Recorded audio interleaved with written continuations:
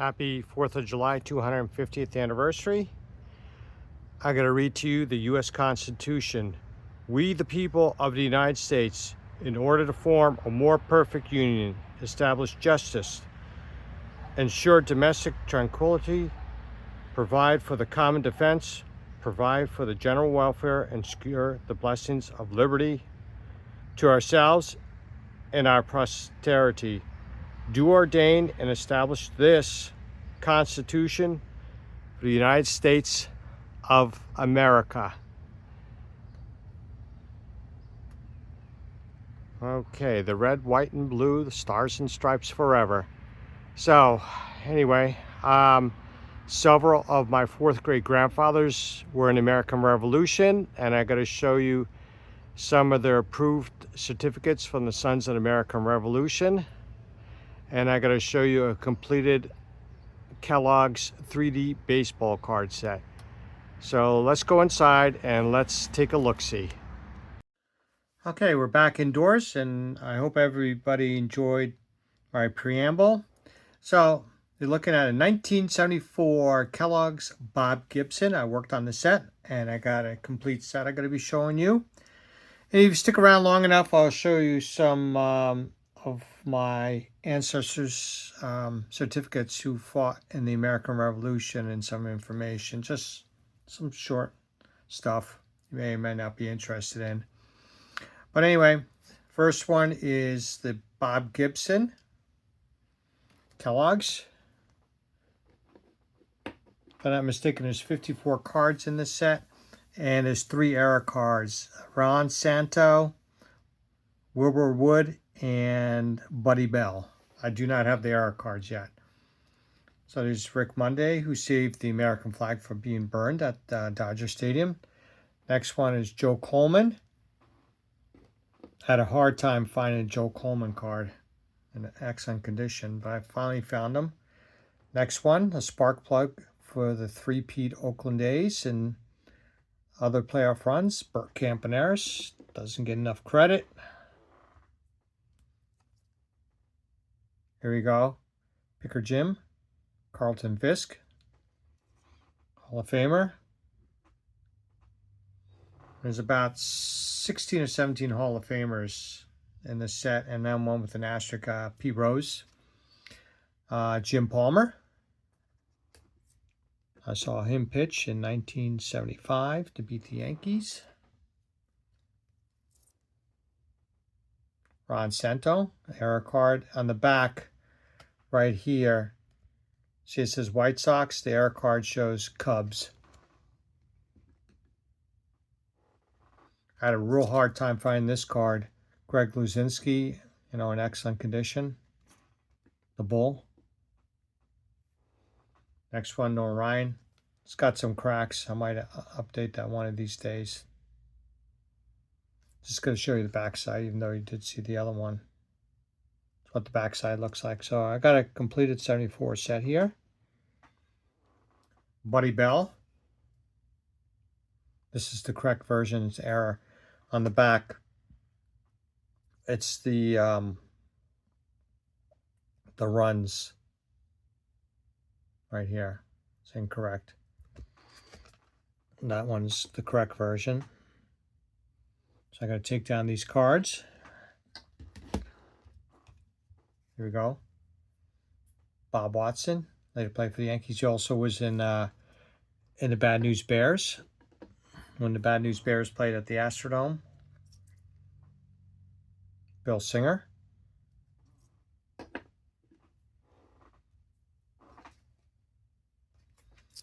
Dave May. Don't really remember him, to be honest with you. Jim Brewer. For the Dodgers. All you Dodger fans out there. Mike Mark. Manny Sanguian. And that's for you, Rev Steve. Got your logo back here, as you can see. I know you're a big Manny Sanguian fan. Jeff Burrows. One-time MVP. think it was 74 he was MVP. Amos Otis, originally with the Mets. What a great player. Doesn't get really that much recognition.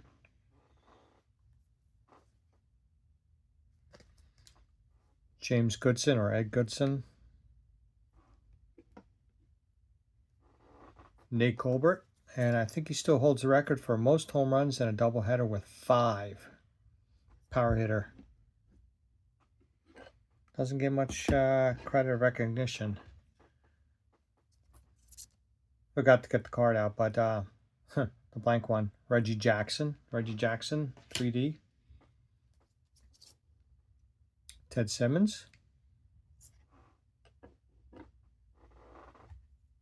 Bobby Mercer. Believe it or not, Bobby Mercer never drove in 100 runs in a season. That's for you, Gannon. JGA. Willie Horton. Played for the Seattle Mariners later. Orlando Cepeda, Hall of Famer.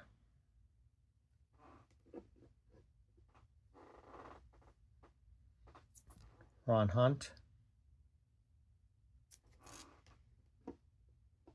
Yeah, it's been a while since I made a video. I really don't make as many videos anymore.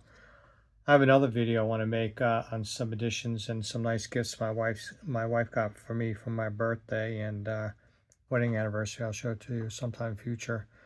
Wayne Twitchell. Of course, it's Reggie Jackson stuff she got for me. Ron Fairley.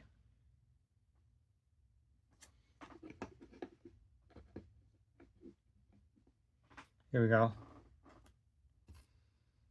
Part of the Big Red Machine. Johnny Bench.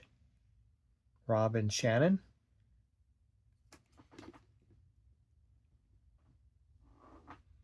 John Mayberry. What power. First baseman for the Royals back in the 70s. Okay. Take these down. Next one, everybody's going to recognize. What a hitting machine. Rod Carew, 1 year, 1977, I think it is. Batted .388.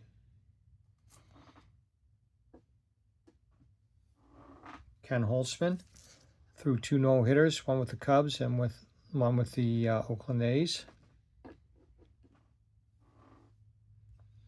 Billy Williams, Hall of Famer. Richie Dick Allen, Hall of Famer. Wilbur Wood, that's an error card too. This is the correct version, but here on the strikeouts it shows 960, I think it is, and the error shows 959. Player you don't hear of really, Danny Thompson, Minnesota Twins. And these cards are all in excellent condition. The only one really have to upgrade is the Nolan Ryan has some cracks. Joe Morgan, there you go again. Shannon and Rob, cash cards. Willie Pop Stargell, the windmill crank. Boy, what power this guy had. Just watch him on TV all the time. Here we go. Shannon. Pete Rose. There you go, buddy.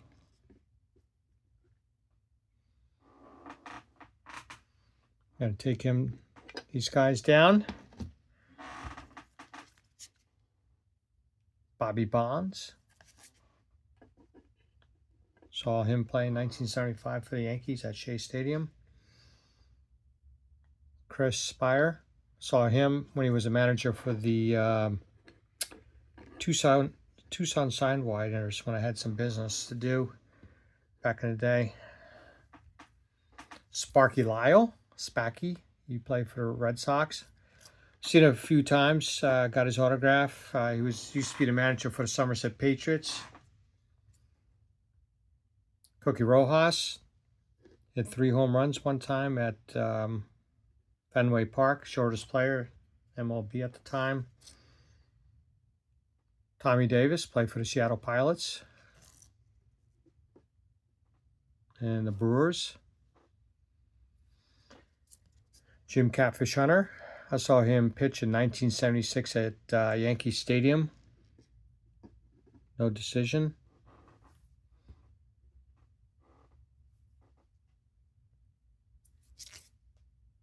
Willie Davis.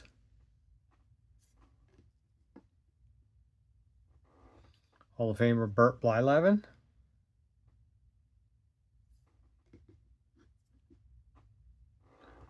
Pat Kelly. Do remember him. I love those old style Chicago White Sox uniforms. I'll take this down. Ken Singleton. Played for the Expos here, the Mets, and he really came into his prime with the Baltimore Orioles.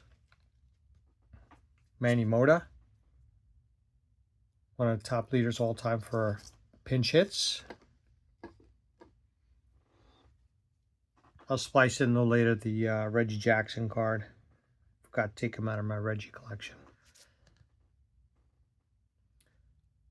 Davey Johnson hit over 40 home runs one year. Won the World Series as a manager for the Mets in '86. Here we go, Sal Bando, the captain for the Oakland A's. Here we go, Tom Terrific. Beautiful, beautiful card. Saw him one time at the Baseball Writers Association. I think it was in 1999. I got a couple good pictures of him. Felix Mion used to really choke up on the bat. Yeah, one of these days I'll show photos of the Baseball Writers Association. And the first designated hitter in MLB history, Ron Blomberg. Okay. So I hope you enjoyed that set. And I'm going to show you a little bit more video if you'd like to hang around. Okay, here's my 74 Kellogg's Reggie Jackson. I'll take it on my Reggie PC. There we go. Just a couple shout outs. Keith Lonely, baseball card basement collector, and Tony gave me a couple tips as far as me trying to get my 1971 Greatest Moments Reggie Jackson card I'm trying to get. That's #1 on my hit list. I've been looking high and low for that card. So if anybody knows or whatever information, check my community page, and has my email address. So anyway, just to show you, I had some of my descendants. Now, I belong to something called the Society of the Cincinnati, and you have to have a descendant of yours that was an officer in the Continental Army. And I have a fourth cousin who was a chief surgeon in New Jersey. And he was in the 3rd Regiment New Jersey Continental Line. And his name is Dr. Lewis Ford Dunham, same last name as me. And also he was chief surgeon at the Valley Forge in the winter of 1778, 1777, 1778. And he probably was, I don't know yet, I still have to research it, if he was at the Francis Tavern when General Washington resigned his commission. But I'm pretty good chance that my descendant cousin knew and met General Washington. But we're going to go downstairs and we're going to take a look at some of my 4th great grandfather's certificates that Sons of the American Revolution. So here we are back. This is my 4th great grandfather, Solomon Dunham. Was born in 1760. His application was approved for Sons of the American Revolution. And he was at the Rhode Island campaigns. Daniel Blanding, 4th great grandfather of mine. Can't recall where he was or when he was born exactly. It's been a while. but my lineage was approved for Sons of the American Revolution. Then this one I'm really proud of, George Snell Hayes, no relation to Rutherford B. Hayes, but he was at the Battle of Saratoga, where Horatio Gates and Benedict Arnold were at the time that General Bonnier, the British surrendered at the Battle of Saratoga in 1777. So my fourth great grandfather was there. I have another fourth great grandfather I never submitted, but he was at the Battle of Bunker Hill, Samuel Peake. He was captured by the British and he was on a British prison ship down in New York City for a while. Conditions were horrendous. And a friend of his that was captured also, and he had to beat him up just to keep him awake. Most people, prisoners, starved, if you aware of that. But here's some of my fourth great grandfather descendants that were in the American Revolution. So we should be all thankful for the freedoms that we have. And happy 250th anniversary to the independence of the United States of America. God bless America. And we'll take a look one last time at my other great grandfather. And Solomon Dunham, my fourth great grandfather, his father, which would be my fifth great grandfather, also fought in the American Revolution.